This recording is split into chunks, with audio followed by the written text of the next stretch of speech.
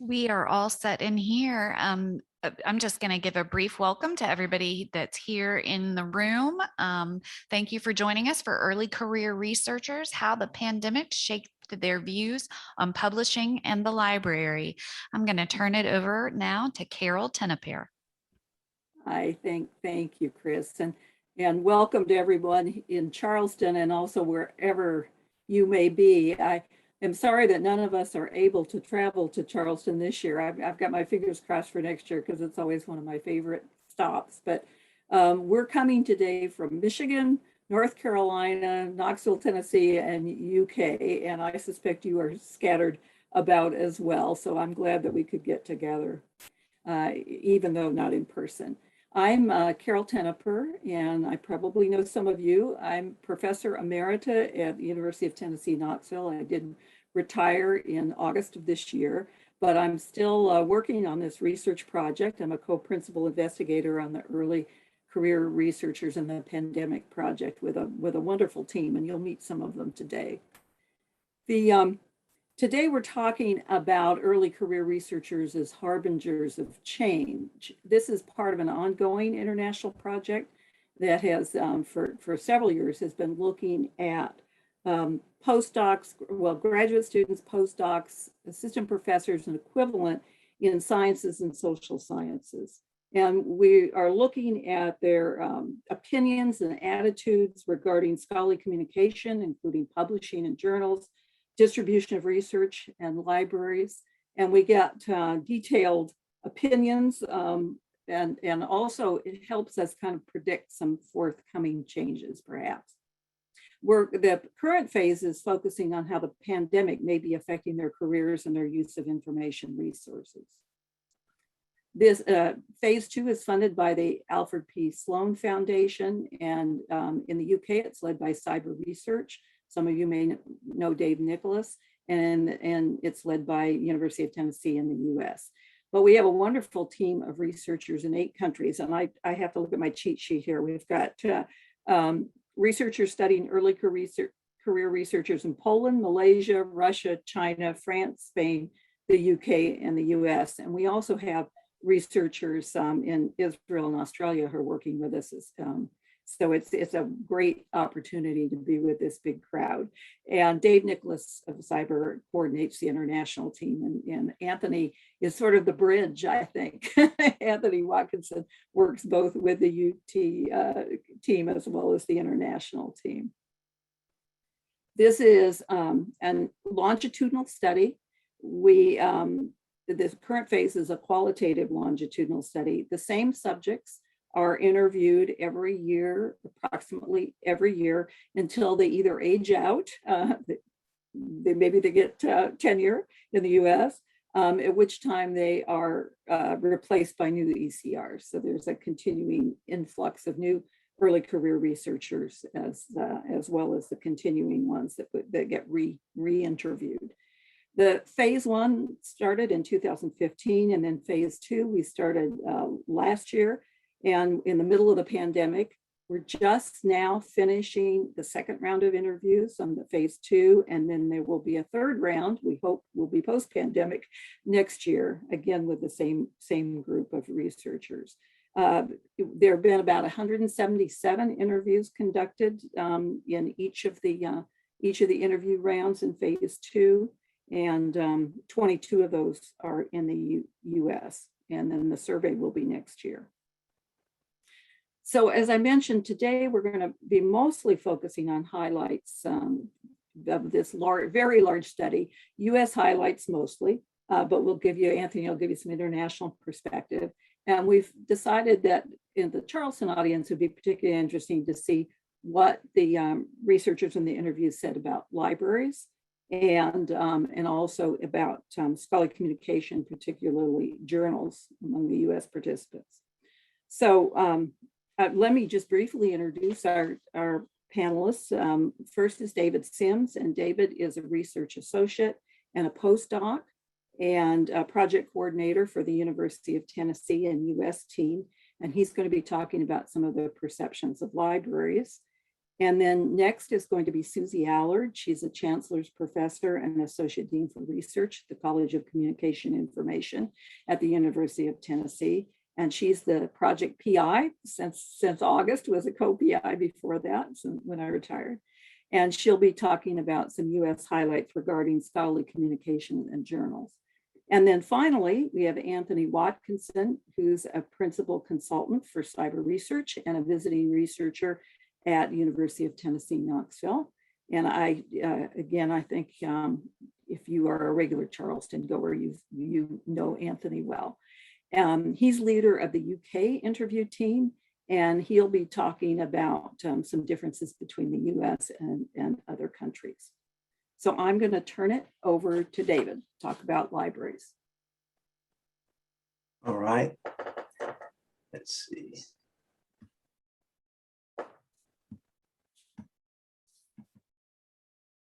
Okay. Thank you, Carol. I appreciate the introduction. And as Carol said, I'm going to,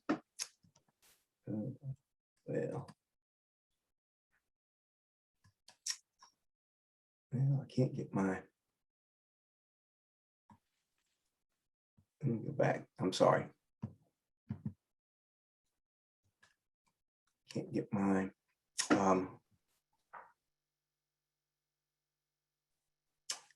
can't get the arrows to move. Let me try the mouse. Okay, maybe that's.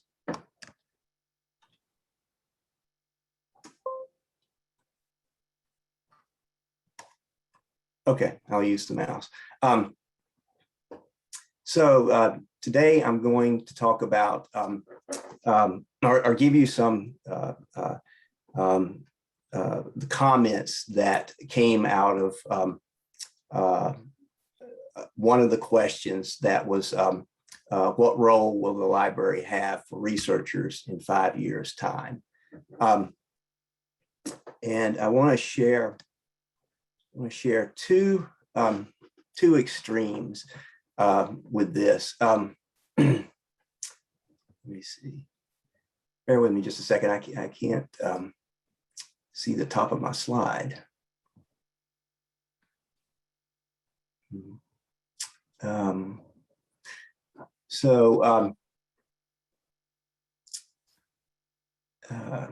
Friends.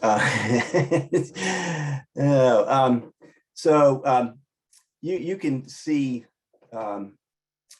the first quote that I have there, even though I can't. These are two extreme quotes that came out of the comments in this particular question. And the first one was a very positive comment. It was from a researcher who is she's in her upper 30s. She's a tenure track professor. She's at a prestigious private university, and she's in the health and medical sector. So she gave that the very positive comment or quote that you see there. The second one is from he's from a chemical sciences background. He also is a tenure track professor, and he's in his low 30s, and his employment is at a large state flagship university. So, and you can see the quote there, but I'll read it anyhow. Libraries will primarily serve as a gateway to the journals and a place for the people to put their dissertations that no one ever reads. I don't know why we have libraries. So that's an ouch for me. Okay. Okay, so as far as the rest of the ECRs go, we can categorize these into 4 different buckets. And so the way I have my bullet points here is the first bullet point represents the most comments in it, and it goes down to the last bullet point is the least of the comments.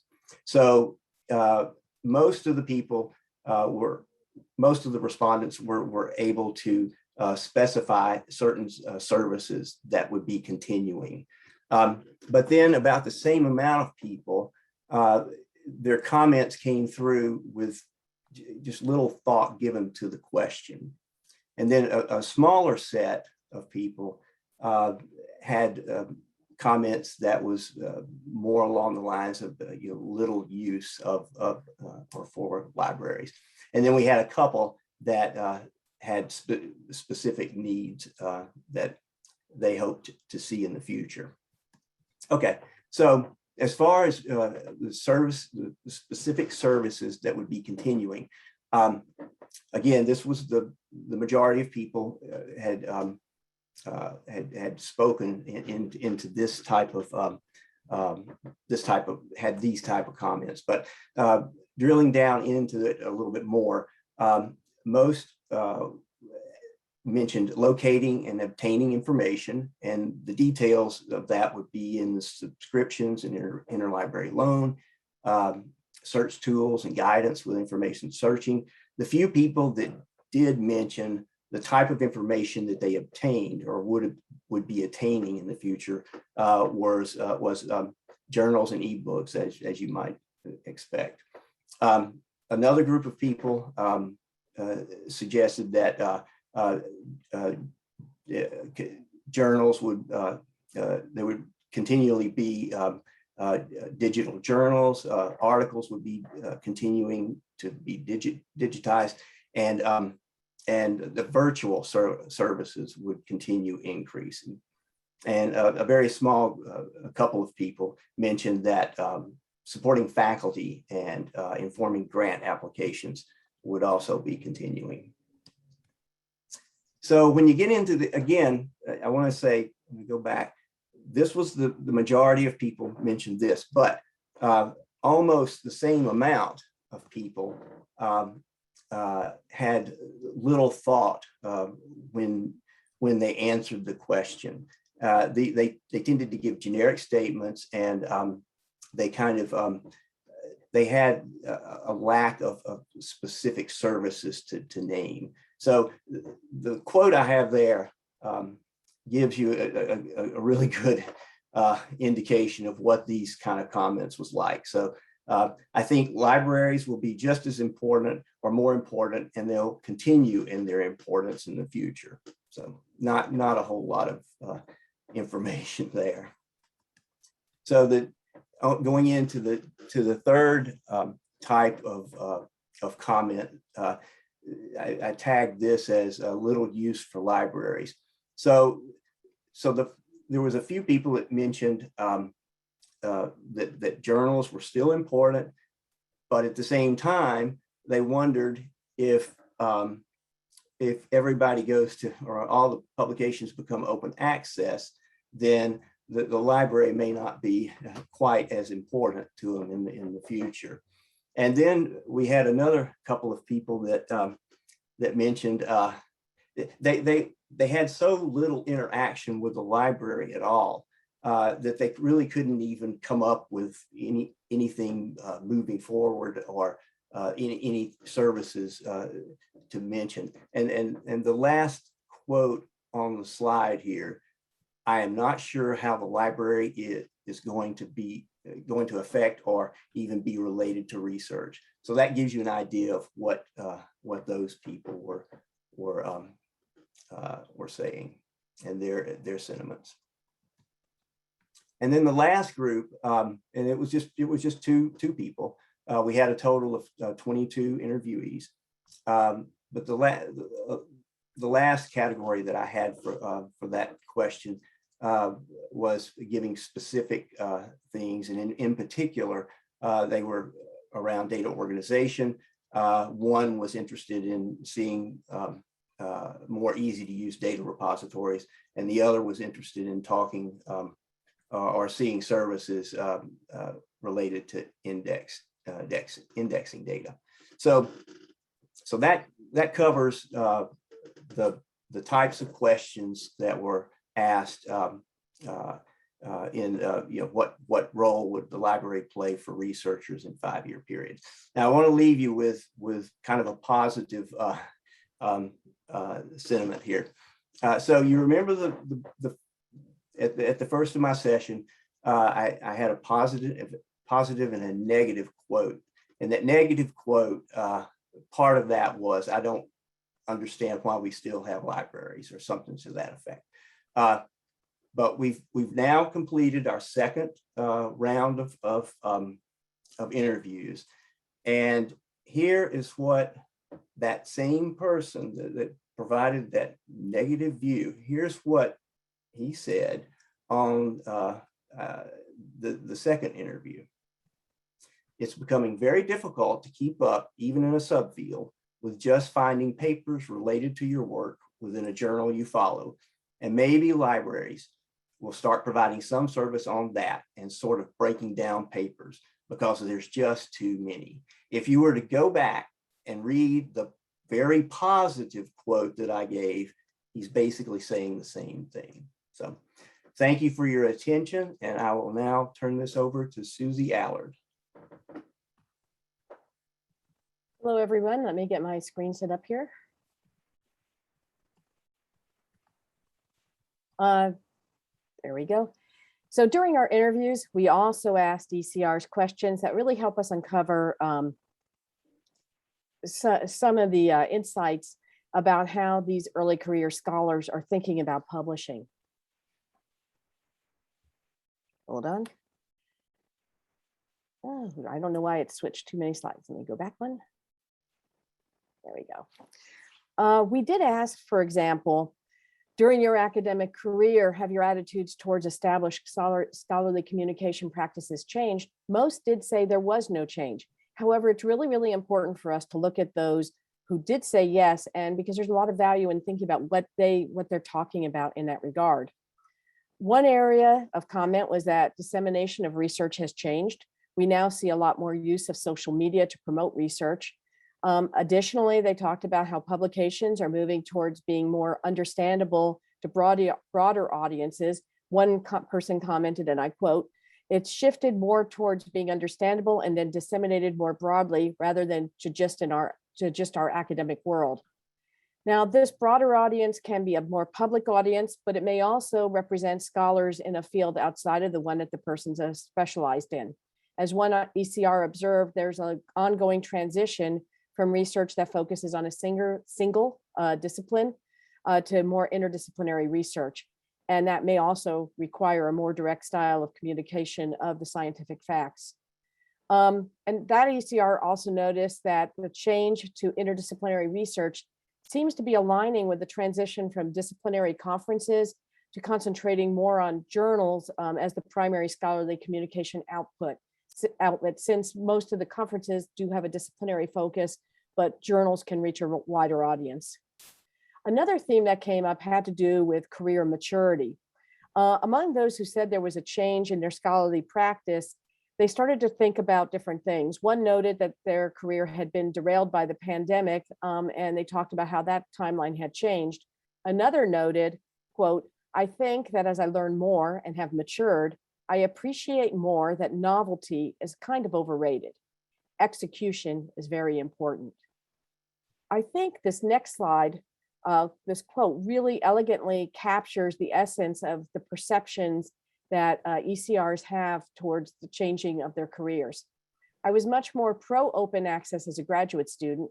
I have a much bigger appreciation for how a really fancy publication can help your career as a postdoc. But now that as I'm transitioning to this next role, I'm starting to appreciate more how publishing something quickly can be really valuable. And there's a lot packed in that quote to talk about where we're going in the future for publications. Most of the, we asked if the practices have changed, do they think it's because of the pandemic? And interestingly enough, remember, we only saw a small number who said that the practices had changed, And of that small number, most of them said, no, it wasn't the pandemic. And among those who did say yes, the very small number who said yes, some said it gave them more time to write, and others said it changed how they disseminated their information because they were now moving more into a digital format rather than face-to-face. ECRs believe that their generation of researchers really can make some fundamental changes in the scholarly communication system. However, they feel there's a very slow pace of change. They feel their generation is contributing to facilitating openness and more informal dissemination, such as posting things through social media, etc., the use of preprint servers, and the use of social media in a variety of ways. One said, we have an opportunity to make some of these activities the new norm so that everything is shared more freely. People also talked about the integration of altmetrics, as it's mentioned as evidence of changes in the system. However, reflecting a theme noted earlier in this talk about how they communicate their research, they said we're doing a better job of communicating our science and our findings. And then you note there that they talk about how training is becoming a more formal thing in that regard. There was also a mention of the discussions about peer review and how best to have research impact the public.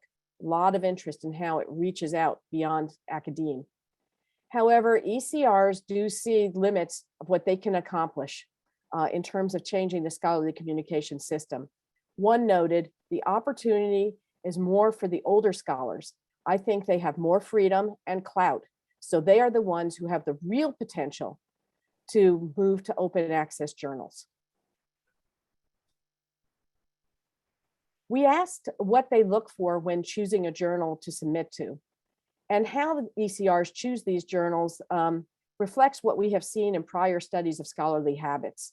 The most important aspect is reaching the appropriate audience, although it would be interesting to find out now if that audience is, that the definition of that audience has changed, if their perceptions of moving to a more interdisciplinary world is accurate. And we mentioned that on an earlier slide. And the next important factors all regard the journal itself in terms of how it's perceived in terms of prestige in the discipline, the impact factor it has, and the peer review standards. The items on the right are sort of the next tier of criteria, and the speed from submission to publication and open access were rated pretty similarly. Many ECRs did feel that the speed to submission was compromised during the pandemic unless their work was directly related to COVID-19. Open access was also of interest, although they noted that this could be financially impossible for them in their circumstances. We asked about, when we think about what we're learning, let's review what we know in terms of fundamental changes. What if ECRs think those fundamental changes are to the scholarly publication system? They express hope for a fundamental change in the current system, but they feel that change will be slow because of the emphasis of traditional publications in the evaluation system that drives their career. In other words, they see how they're being judged by the system that's already in place means that the system is unlikely to change very quickly. While ECRs see the use of social media and altmetrics becoming more prominent in the scholarly communication, they seem to think of these more as enhancements rather than being an actual fundamental change, at least at this time. Regarding possible changes to the scholarly communication system, ECRs do offer us some really interesting ideas about what a transformed scholarly communication system might look like. These changes could include a larger role for social media, suggestions for the peer review process, and reduction of researcher burdens. In terms of peer review, ECRs want a faster, more efficient process, and they'd like to see greater transparency and also rewards for people participating in the peer review and noting that that work is valued. One suggestion was a hybrid journal that could combine preprints and peer review. Another was saying, well, conferences and journals both have important things, so maybe we can combine a journal's high peer review expectations with the open discussion driven by a conference. In terms of reduction of burdens on researchers, that would include things around publication organization and retrieval methods, thinking about more centralized repositories and archives. So somebody pointed out the value of PubMed Central for final versions of the papers. They were interested in more useful indexing and advanced search and discovery methods, and that came up specifically in physics. Another suggestion was being able to co-submit to 2 journals at a time. And they said, well, perhaps this would have to be with the same publisher, but that this would save a lot of time if one journal couldn't take it. Another ECR suggested incorporating formal publishing of non-significant research findings into the whole scholarly communication system, which reduced the waste of resources when researchers are looking for studies. They could see that something had already been studied and what kind of results came out, even if they weren't significant. Another major issue regarded openness. There was a large discussion of open access publications among the work that we've seen here, among the interviews that we've seen, and making research available prior to preprints. So somebody was talking, for example, the protocols and manuals of clinical trials could be made publicly available, and that would help the entire process. So what does that leave us with? Will journals still have a central role in 5 years? The good news is that all the ECRs said yes, journals will have a central role in scholarly communication. ECRs do not believe there'll be any significant changes in 5 years, primarily because journals are valuable for the career trajectory. Some also noted that journals are so entrenched within the academic culture that it's unlikely to change much. ECRs feel 5 years is just too short to see much change. And they feel that journals do provide a lot of value to researchers. For example, one said it gives researchers a reputable place to publish their work. Peer review is still important, and journals are a very effective way of facilitating peer review. You'll notice that the final quote there we have is that journals are academic currency, inherent to the academic culture, and they help maintain an established canon of papers for a discipline. This is a very important part of what people were saying. There was one person who did speak in defense of non-open access journals, saying the air of journals being stodgy and not getting the information out is kind of overblown. This particular ECR felt that most people who need the information are researchers and clinicians who do have access and are consuming them readily. And that would need more study as well. To leave you with the final line, the central role of journals looks good or great for the next 5 years.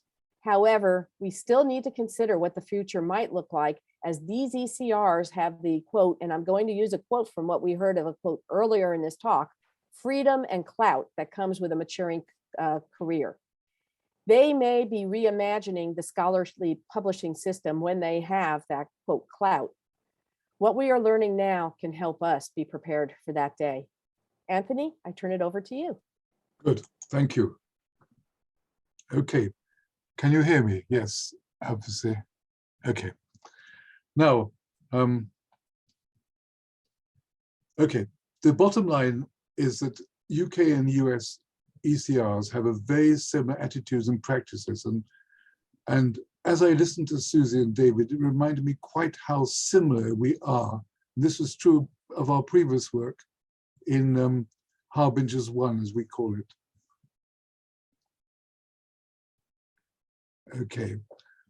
Okay, the majority of UK ECRs are lukewarm about the role and the future of libraries, and perhaps rather more lukewarm and less articulate than the US ones.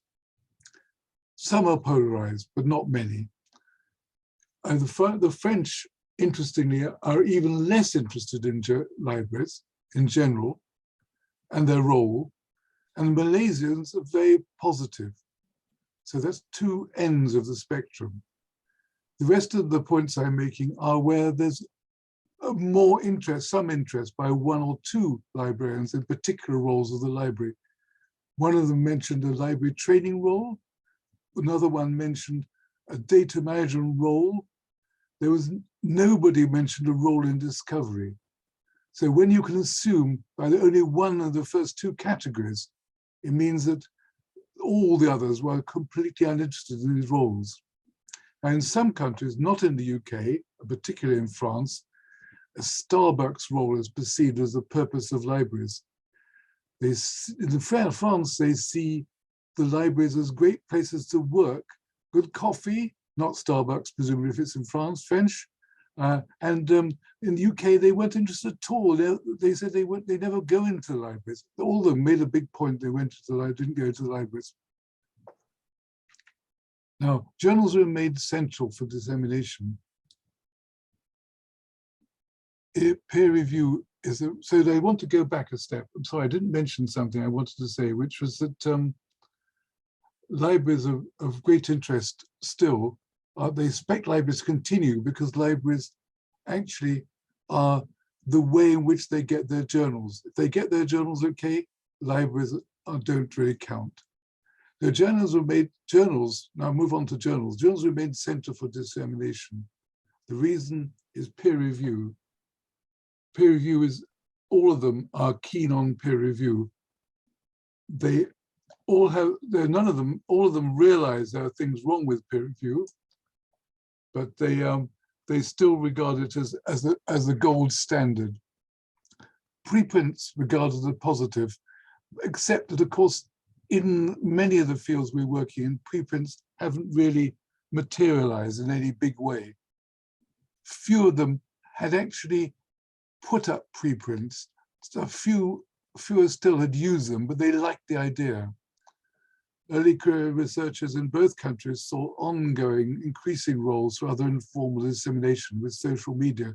One of the most interesting things was that Twitter has suddenly emerged as the social media. This wasn't the case in 2019, when we last looked at these questions.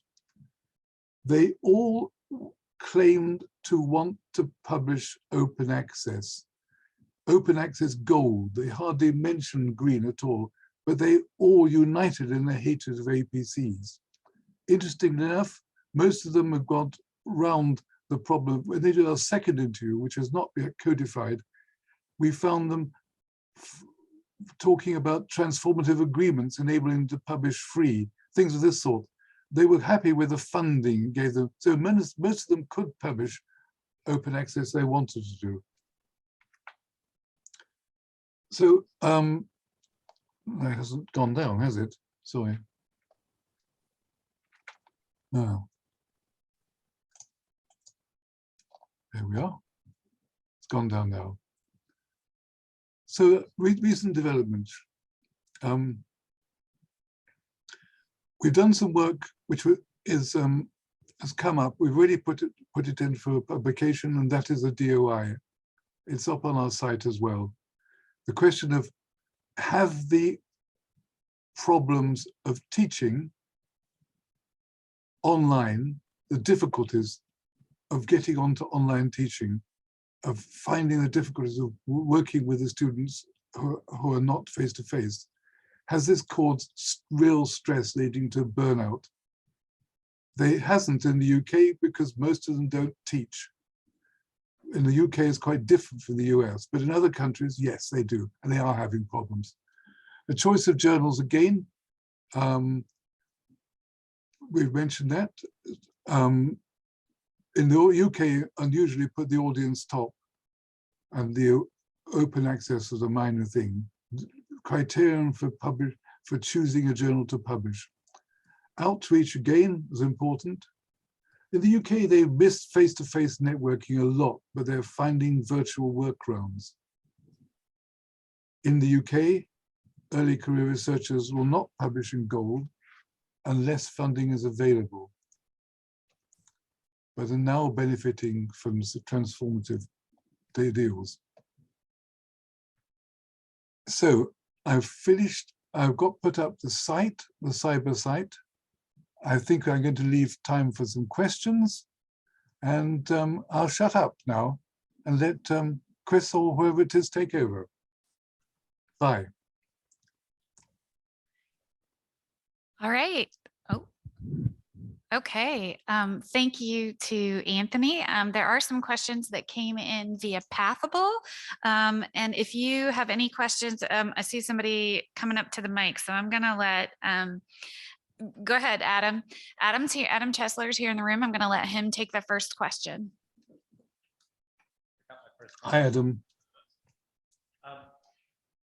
Anthony mentioned the role that transformative I can't hear him. Anthony mentioned the role that transformative agreements might have in affecting the attitude people have towards publishing open access, because it would make it give it at least the appearance of being free to the author. But in the first presentation, David, you had mentioned that there were some comments about how, well, if everything's open access, what do we need a library for? And ignoring how many ways you could tear that argument apart, was the topic of the transformative agreements, whether they involve read, publish, or subscribe to open, or any other model, addressed? Or do you think it would have an impact on some of those attitudes? Because if you want to publish outside of them, there would be obviously a potentially fairly healthy fee associated with that. And a lot of these arrangements are indeed made through libraries. David, it's you. David, were you able to hear?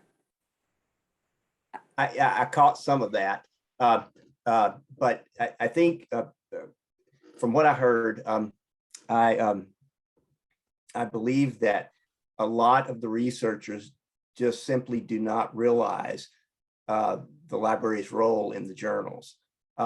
When they say there's nothing else for the library to do, I mean, that clearly those people don't interact with the library a lot to begin with. I think that was one of the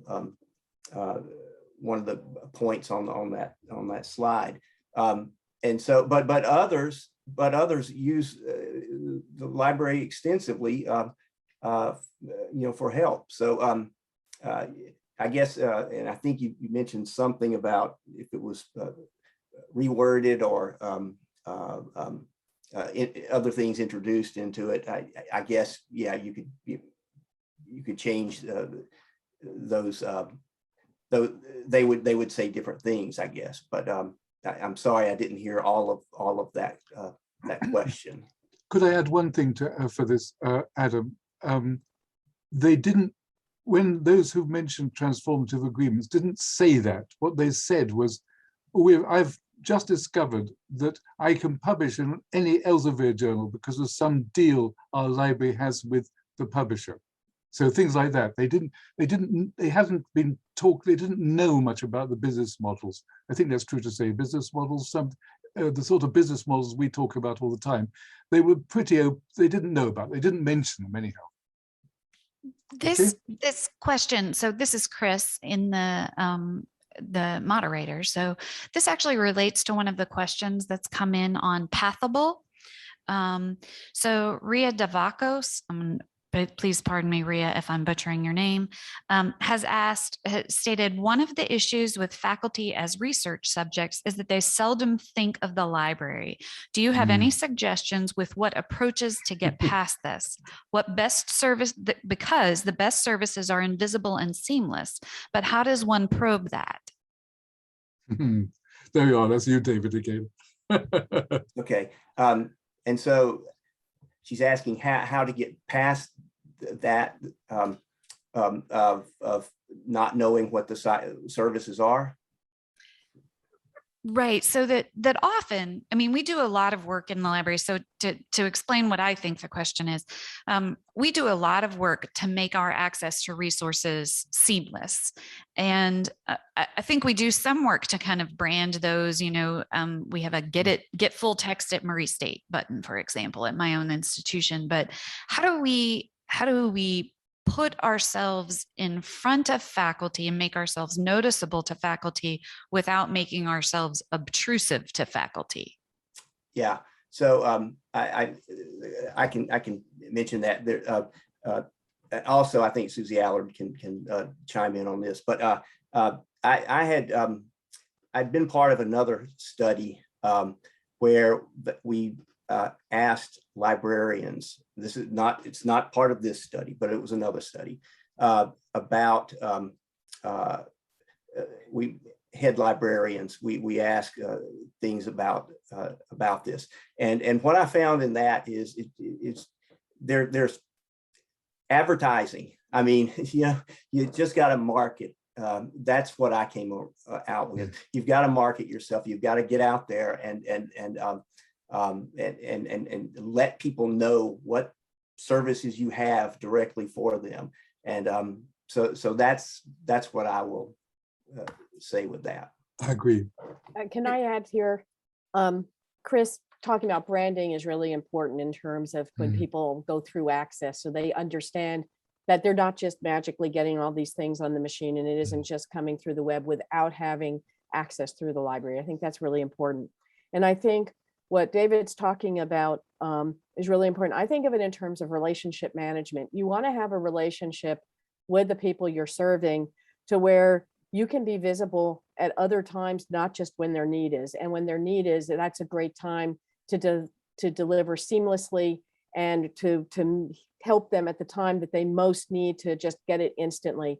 But there's other times to be in front of people. And I see it, libraries do a wonderful job. And I know that, we are always looking to do this, but, different kinds of events that bring people to the library, different kinds of events that reach out across campus, that let people know you're there at the time, not just when they're looking for information. And then that way, when it's seamless, when they're looking for the information, they remember, oh, that was delivered by David, or that was delivered by Suzie or Anthony or whatever. And I think that's a really important component of it.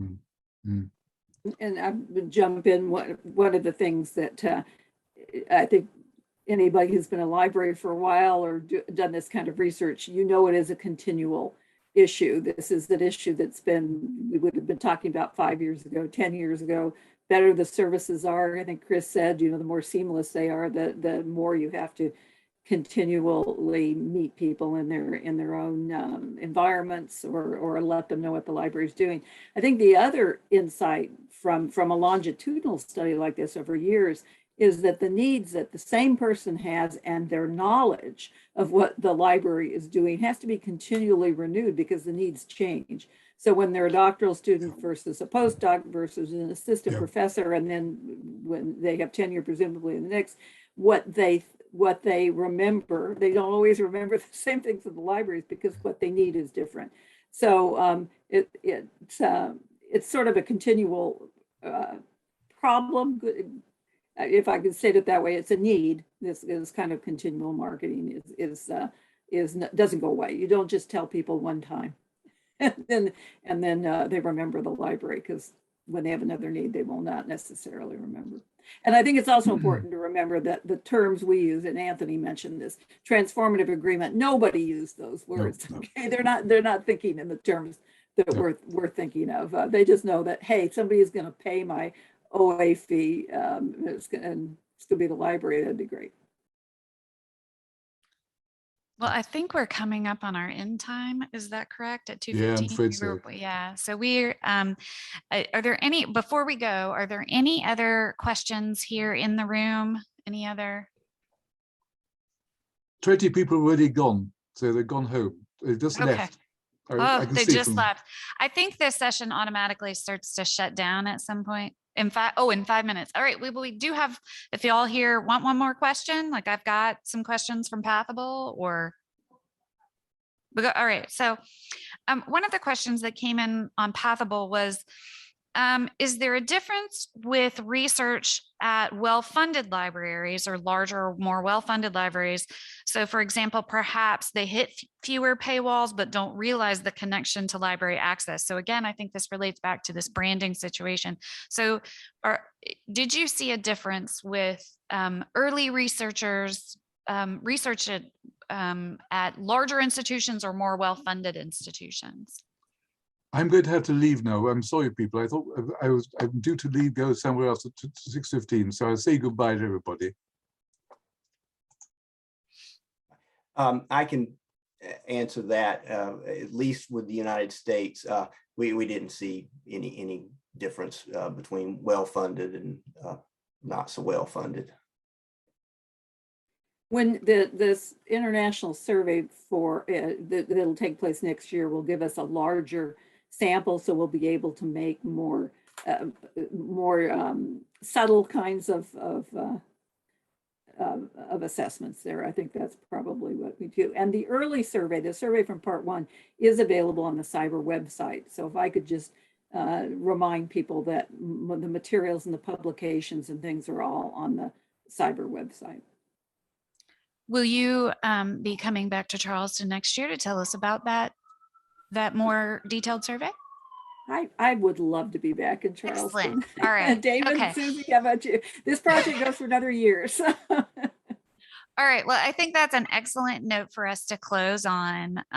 Thank you very much for joining us remotely, Susie, David, Carol, and Anthony. We appreciate it. And thanks to everybody for joining us online and in this Colonial Ballroom today. Thank you. Bye.